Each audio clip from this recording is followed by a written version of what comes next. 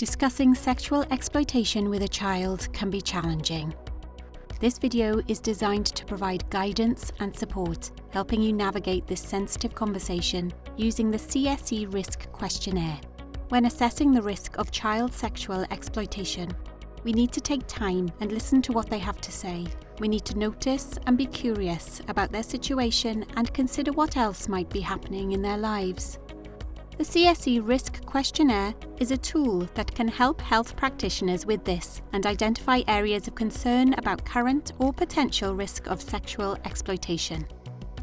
Child sexual exploitation can affect any child or young person, from any background, anywhere in the country.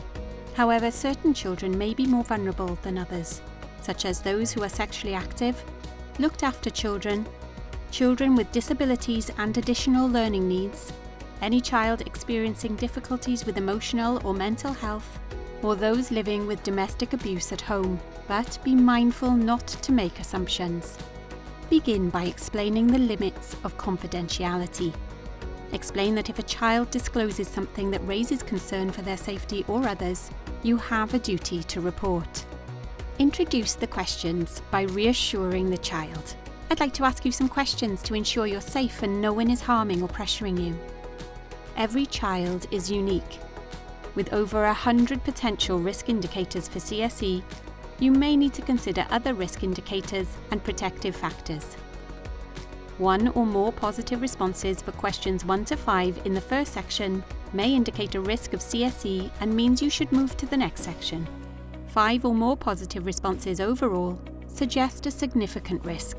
Use this information alongside your professional judgment to assess the situation.